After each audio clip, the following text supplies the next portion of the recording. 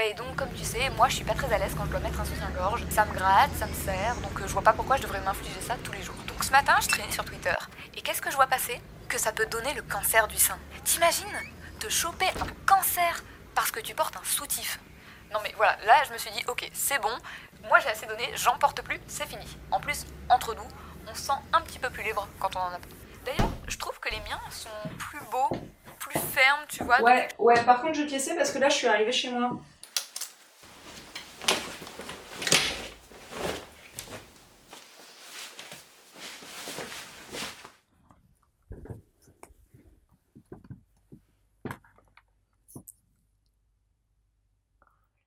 Si cette conversation, ces affirmations vous disent quelque chose, c'est certainement parce que depuis quelques mois, une guerre féminine est en cours. D'un côté les pro-soutien-gorge, de l'autre les anti, et chacun y va de ses arguments plus ou moins fallacieux. Et comme souvent, les réseaux sociaux se font relais de ces rhétoriques.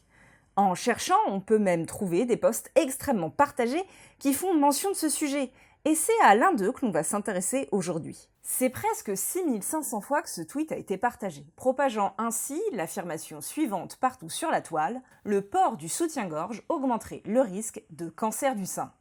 Alors, trappe? Hors fact.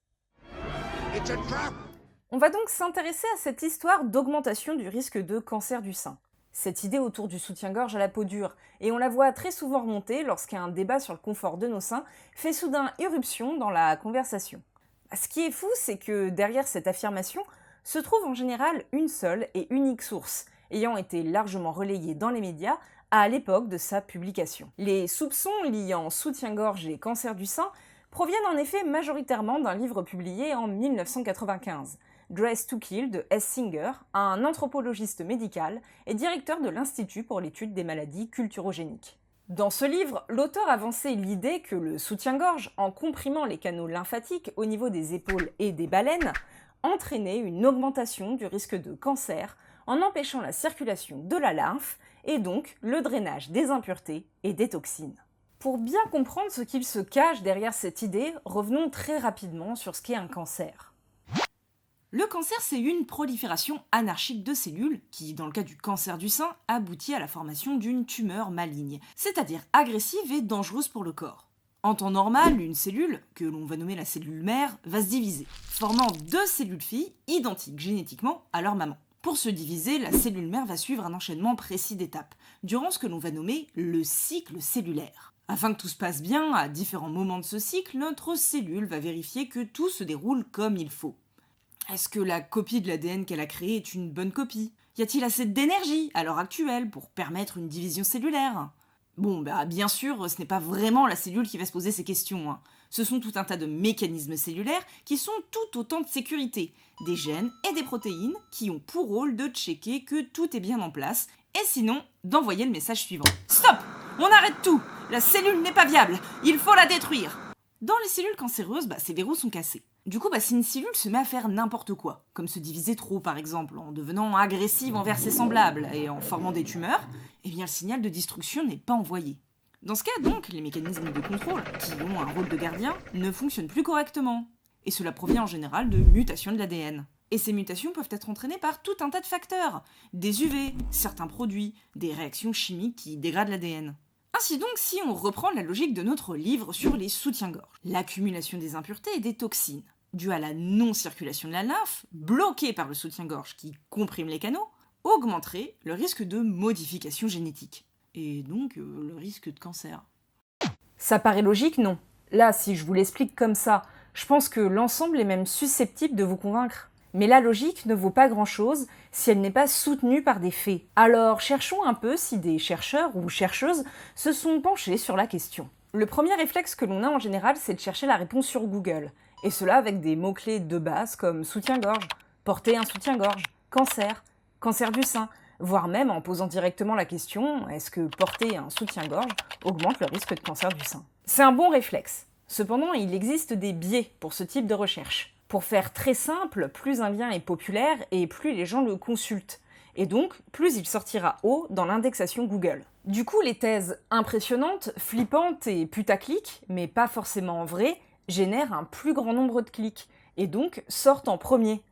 Il est donc nécessaire de savoir prendre du recul. et de rester vigilant, de trier les résultats qui sortent. Je sais même pas pourquoi je continue, parce que je viens de roter de ouf. Du coup, les thèses impressionnantes, flippantes et putaclic, mais pas forcément vraies, vont générer un plus grand nombre de clics, et donc sortir en premier. Il est donc nécessaire de savoir prendre du recul, et de rester vigilant, de trier les résultats qui sortent.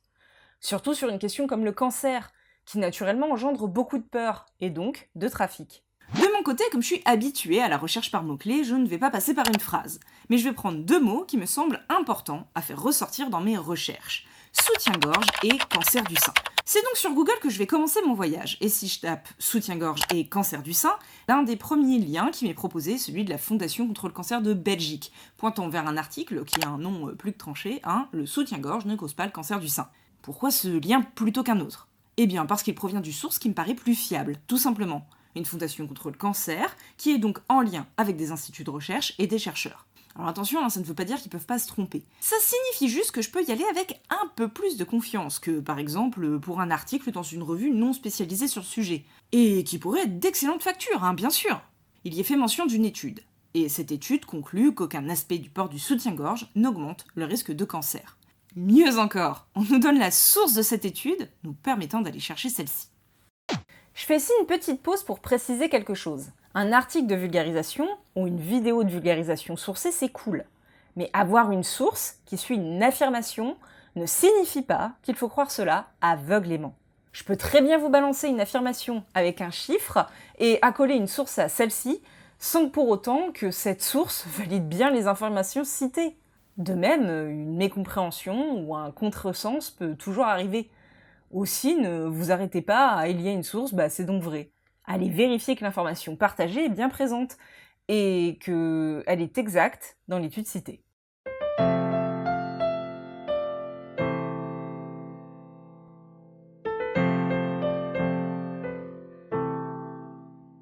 C'est pour cette raison que nous allons chercher cette source qui, de plus, est gratuite à la lecture. Et ça, c'est très cool.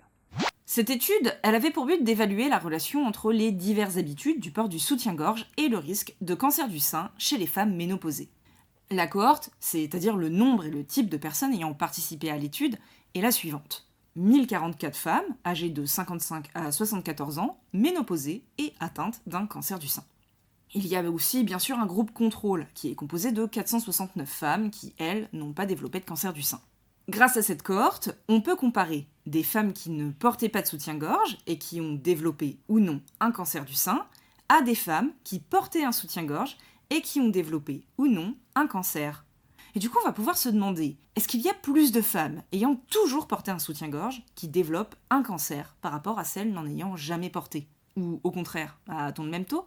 Est-ce que parmi celles qui ont porté un soutien-gorge, celles qui le portaient 12 heures par jour, ont plus de risques de développer un cancer que celles qui le portaient seulement 5 heures, etc., etc., etc. Eh bien, la conclusion de l'article, c'est que le risque ne varie pas, qu'importe le facteur, que ce soit la durée quotidienne du port du soutien-gorge, l'âge auquel les femmes ont commencé à porter un soutien-gorge, la taille du bonnet de soutien-gorge, ou tout simplement le fait de porter un soutien-gorge ou non. Là, il faudrait prendre un peu de recul sur ces résultats. Mais enfin, je vais pas vous parler de notion de statistique dans cet épisode, on va le garder pour plus tard. Mais il faut quand même garder ça en tête. On pourrait penser que l'on pourrait arrêter notre recherche ici. Mais un seul article, même s'il semble conclure sur la question, ce n'est qu'une seule étude. Existe-t-il des études qui démontrent l'inverse ? Parce qu'il faut toujours lutter contre le biais d'autoconfirmation, qui fait que l'on a majoritairement tendance à chercher des études allant dans notre sens. Mais il faut aussi voir s'il existe d'autres études permettant de renforcer ces conclusions. Allez, cherchons cela. L'article fait mention dans ses références d'un précédent papier. Du coup, on va aller le trouver et voir ce qu'il nous dit sur le sujet. Ah ok, c'est payant. Voilà qui est fâcheux. On y reviendra sûrement en détail un jour, avec un peu d'aide. Mais tous les articles scientifiques ne sont pas forcément gratuitement accessibles. Il faut payer soit un abonnement à la revue pour avoir accès à l'article, soit on peut acheter l'article tout seul. Moi qui ne fais pas partie d'un laboratoire ayant un abonnement pour son équipe, cela me reviendrait très vite très cher. S'offre alors à moi plusieurs possibilités. Une possibilité illégale, du nom de Sci-Hub, qui me permet de contourner les restrictions des sites des éditeurs et obtenir gratuitement un article payant, ou des solutions plus légales, comme demander l'article à l'auteur de celui-ci par mail, ou bien passer par les réseaux sociaux des chercheurs, comme ResearchGate, où les articles sont parfois déposés et accessibles gratuitement, ou utiliser la solution que je vais prendre aujourd'hui, Altmetric. Altmetric, je l'ai découvert grâce à Topo de Strange Stuff et Funky Things, et c'est un petit outil qui permet de trouver des mentions d'un article sur des blogs, Twitter ou Wikipédia. Et donc, c'est un bon moyen de trouver des sources vulgarisées notamment. Je n'ai donc pas accès à l'étude en elle-même, mais à plusieurs articles en parlant. Je vous ai mis en garde face au fait de s'en tenir aux articles simplement vulgarisés, sans regarder précisément la source plus tôt dans l'épisode. Cependant, quand on n'a pas le choix, on n'a pas le choix, hein, à la guerre comme à la guerre. Alors, en croisant ces sources et en se renseignant sur les auteurs et les conflits d'intérêts pouvant exister, il est possible de faire confiance à cette méthode. Ici, du coup, j'ai décidé de vous montrer la méthode légale, Altmetric. Parmi les résultats trouvés, je me dirige vers un article de blog, qui est le blog Respectful Insolence, qui est écrit par un chirurgien qui pratique notamment des opérations sur les tumeurs du cancer du sein. C'est d'ailleurs pour cette raison que j'ai préféré ce blog aux autres réponses. Donc dans le billet de blog, on parle de l'article que j'ai cité précédemment, et j'y apprends la chose suivante, c'est que la taille du bonnet, et éventuellement la taille des glandes mammaires, peut être un facteur de risque de cancer du sein. Cependant, là, il faut bien se rendre compte que la raison de cette association ne vient pas en réalité du port du soutif en lui-même, ou encore du fait qu'on a porté le soutien-gorge plus longtemps que certaines autres personnes. Ça vient plutôt du fait que lorsque l'on dit gros sein, on dit plus de tissu mammaire. Et donc plus de tissu mammaire dit plus de surface, risquant de développer un cancer du sein. De plus, les fortes poitrines peuvent être le résultat d'une obésité. Et l'obésité, c'est un facteur de risque connu pour le cancer du sein. Il y a des sources dans la description. Du coup, c'est pas le soutien-gorge qui est un facteur d'augmentation du risque. C'est la taille du sein qui va avoir une influence sur le risque de développer un cancer du sein. Je vais pas vous passer en revue toutes les études qui démontrent que le soutien-gorge n'augmente pas le cancer du sein. Cela serait long et un peu chiant. De même, ici, on pourrait me reprocher de ne vous avoir montré que des études allant dans mon sens, et de n'avoir cherché qu'à confirmer mon idée initiale, le soutien-gorge ne donne pas le cancer du sein. C'est en effet souvent le problème lorsque l'on cherche une information. Il faut se forcer à chercher aussi les informations qui nous donnent tort. Mais sachez qu'actuellement, je n'ai pas trouvé de faits scientifiques qui démontrent que le port du soutien-gorge augmenterait le risque de cancer du sein. Les publications faisant état d'un lien positif entre soutien-gorge et augmentation du risque de cancer du sein soulignent en réalité un lien entre taille du bonnet et augmentation du risque. À savoir que plus le bonnet de soutien-gorge est gros, et plus le risque augmente. On en revient à plus de tissus, donc plus de risques, ou à une possible obésité, et donc plus de risques. Invoquer le cancer pour soutenir qu'il ne faut pas porter de soutien-gorge n'est donc pas un argument valide. Jouer sur la peur et sur des informations fallacieuses pour inciter les gens à suivre ce que l'on pense, à titre personnel, ce n'est pas vraiment fair-play. Cependant, il existe plein d'autres arguments valides, comme simplement ne pas avoir envie de porter un soutien-gorge. Au final, c'est un choix personnel. Il n'y a pas de solution meilleure que l'autre. D'ailleurs, j'ai débunké sur mon Twitter d'autres idées reçues et arguments sur l'arrêt du port du soutien-gorge, et je vous mets tout cela dans la description. Du coup, la prochaine fois qu'on vous affirmera qu'il faut brûler votre soutien-gorge pour réduire vos risques de cancer du sein, vous savez ce qu'il vous reste à répondre. Et en plus, je suis quasiment certaine que les brûler, ça émettrait des fumées qui, pour le coup, elles, augmenteraient vos risques de cancer. Yo tout le monde, je viens de terminer de monter la vidéo pour ce soir et je me rends compte que, j'ai pas du tout filmé de message de fin, et donc je voulais vous remercier de m'avoir suivi une nouvelle année, de m'avoir autant soutenu sur Utip, parce que vous m'avez quand même permis de faire des trucs super cool cette année, notamment d'aller au Friends Festival, ce qui a pu être payé grâce à vos dons Utip, donc oui, Utip fait la différence. J'aimerais aussi vous remercier d'être toujours présent, de m'avoir permis de dépasser les 10 000 abonnés sur ma chaîne, ce qui est quand même ultra fou, et vous remercier de tout ce que vous faites pour moi et de votre gentillesse quotidienne, puisque j'ai quand même une communauté extrêmement sympathique et qui est capable de me donner des retours extrêmement positifs et intelligents et qui me permettent de m'améliorer à chaque fois. J'espère que vous avez apprécié cette nouvelle année en ma compagnie et je vous souhaite de bonnes fêtes ou de bonnes vacances ou qu'importe ce que vous êtes en train de faire à l'heure actuelle, je vous souhaite que ce soit plutôt cool. Voilà, des bisous!